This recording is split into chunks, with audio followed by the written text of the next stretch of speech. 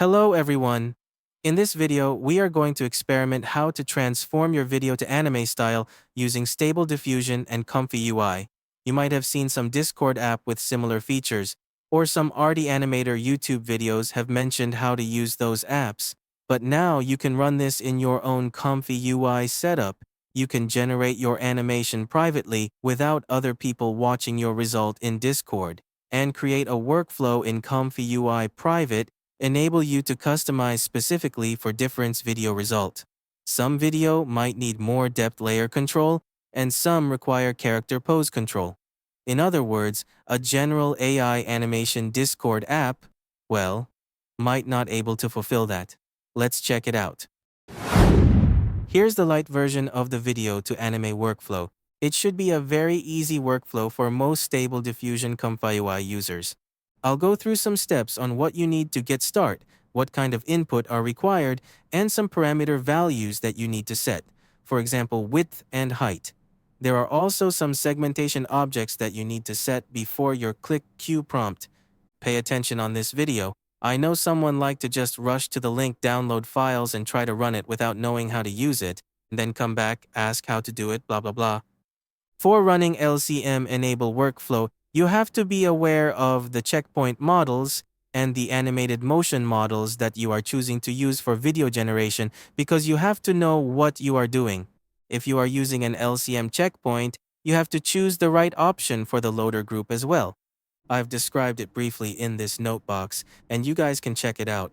First of all, I've tried to make this workflow a little bit simpler than some advanced one that I did before. I noticed a lot of people were confused about having trouble to understand what values to set, and for many custom nodes that looks like rocket science to them. So, I have made this workflow simpler, an input-output way for you guys to use easier. I've also changed the habit of using the load video by path instead of load video by upload, so you don't have to duplicate many video or image files from your storage. For example, once you're using a load image, this node will be upload your file into your ComfyUI Python server side. Even running in the local machine, it is duplicating one more file in your ComfyUI input folder, which causes your hard disk storage space to be wasted a lot. Instead of using load image or load video by upload, I'm using load video by path and load image by path. So in this way, all you need to do is type the file path of your video files. In this case, I'm using the MP4 video files that I just downloaded, the dance showcase we just saw in that Discord app. It is going to be tryout for this tutorial animation. Let's confirm one more time. This is the one that we are going to use in this tutorial for animation example. Secondly, we can check out the segmentation mask group. Here, I have preset most of the setting in this group, except you can fine-tune your mask expand area and blur radius. Mostly, you need to configure these two values and also the segmentation prompts before your run. For example, here I use human for segment mask prompt, or sometimes I use animal like this motion video, the Indonesian giant lizard in this animation. I am segmenting the animal and using a cyberpunk style on the giant lizard skin. Therefore, it becomes a kind of purplish color on the giant lizard skin. So, in here, you have to segment whatever object you want to change or configure to mask. Then this group, it will output the segment object mask, images, and the background mask of your reference video image frames. After we set up the video and the segmentation, we'll go down to the loader group. The loader is going to do basically load the checkpoint configuration and text prompting ControlNet setting here. As I mentioned in this yellow notebox, these are the brief instructions. So here is the brief instructions. If you are using LCM checkpoint models, then you can bypass this load LoRa model node for LCM LoRa, because this LoRa model node is using the Stable Diffusion LCM LoRa. Therefore, your checkpoint model, for example, my checkpoint model selected in here, is using the Real Dream Toon Edition's Turbo LCM for anime or cartoon styles. Then the checkpoint is LCM ready by default. I don't need to use the LCM LoRa model. I can bypass this and let it just run by the checkpoint model as LCM mode itself. The following LoRa node, mostly I am using Add Detail LoRa. You can use this LoRa model or other LoRa as you prefer. You don't have to follow me exactly.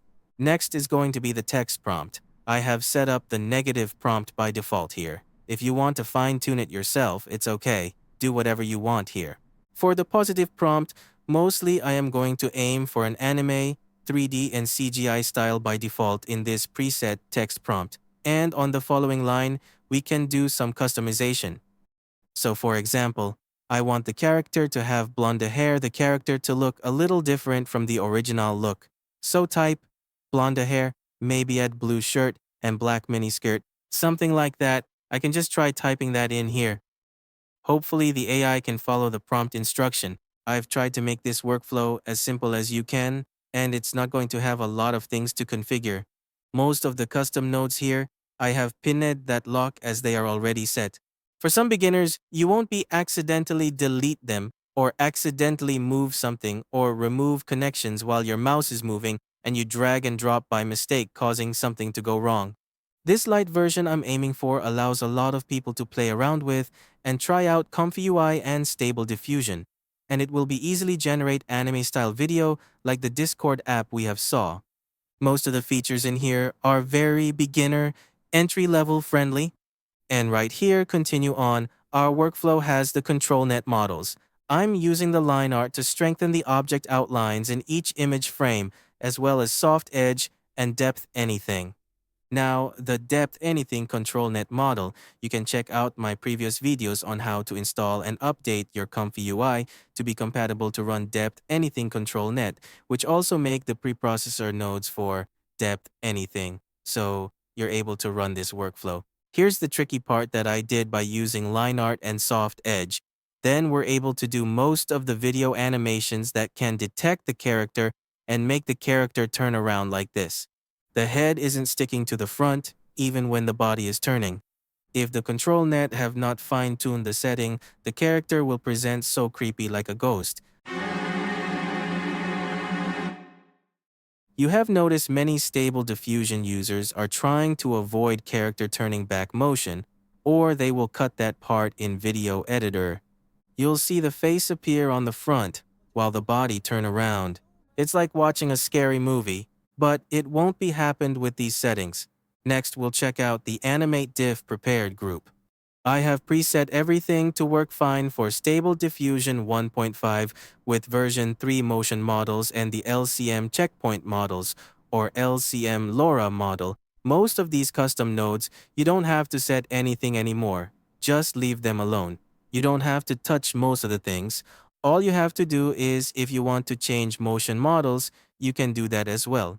For example, I have one fine-tuned motion model using K-pop dancers, and you can change the beta scheduler for Animate Diff. In this case, if you want to use the default Animate Diff scheduler, you can use that. But in my case this time, I'm using the LCM linear scheduler. I'll leave that alone, just stay as it is right now, and it will pass all the data here. We use the free U2 that is going to make the model data more refined before we pass it to the sampler. Again, the sampler is very clean right now. As you can see, there's nothing you can accidentally touch or delete. You won't have to always come back and ask me what to do and how to fix your workflow. That won't be happening right now. You basically, if you're using LCM, don't need to touch any settings in the sampler right now. So there you go. At the end, we'll see the output of the video combined here, and by default, this light version is using a frame rate of 30. If you want to set it higher, you can do that as well. Mostly, a frame rate of 30 is good enough for most anime-style video.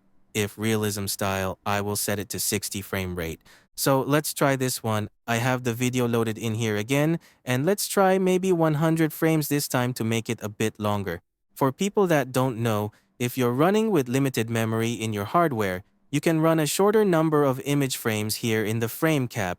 For example, in this case, I'm using 100 frames. And if you start from 0 in here, skip first frame start from 0 means you're starting from the very beginning of this video.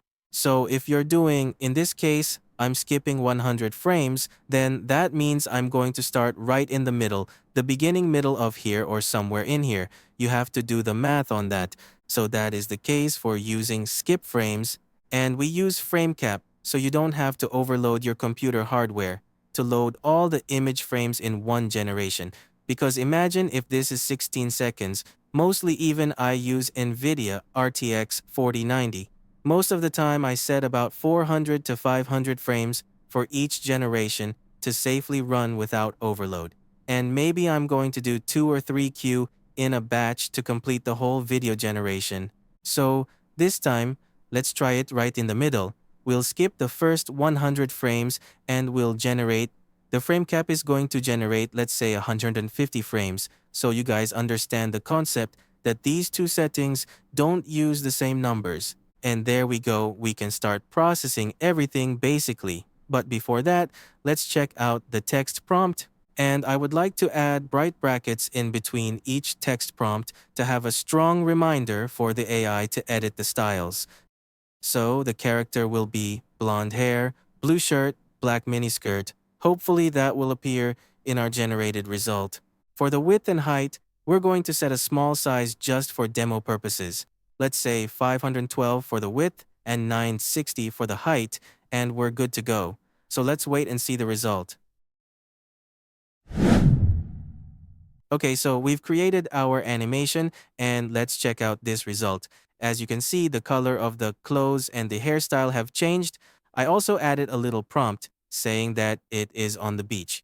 So as you can see, there's some water that looks like the sea behind them, and then the stage, the dancing stage, it looks like some wooden floor on the beach. But it's not going to be a very consistent style because we're just using the text prompts here. Also, Stable Diffusion or most AI models usually don't 100% follow the text instructions, so therefore we hit this blue shirt and blonde hair prompt and we hit this on the beach instruction, but we missed out on the black miniskirt. So, it happens.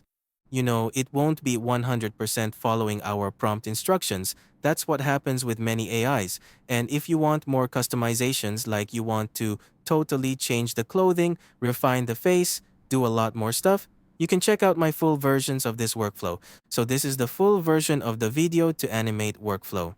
And basically, it can be done with the same result as what I have done for the previous YouTube short video examples.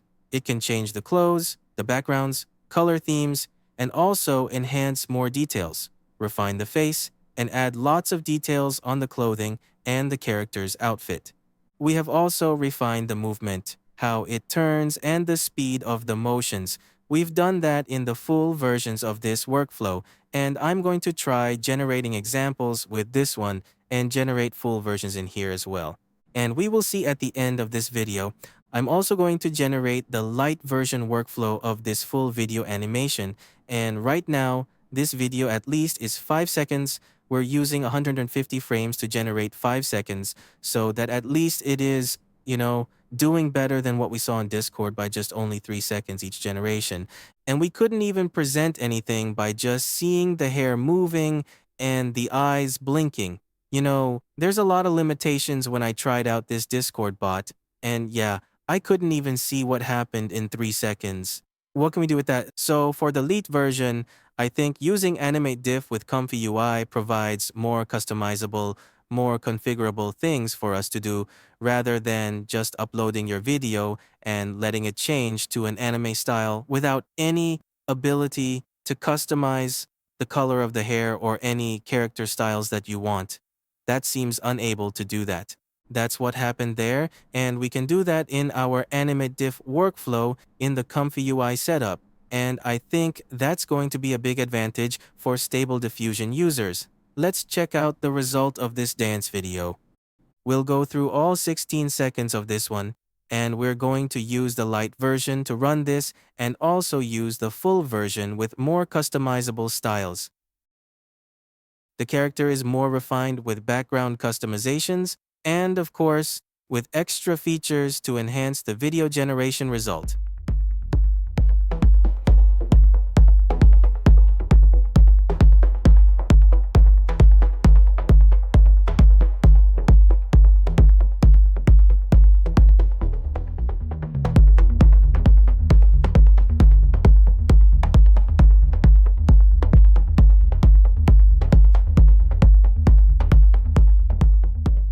Now I have published the lead version workflow for everyone. You guys can download it through this link. Anyone can download it and create your anime style videos. For my Patreon supporters, you have the full version with an in-depth explanation in our Patreon community. So let's check it out, and I will see you guys in the next video. Have a nice day. See ya.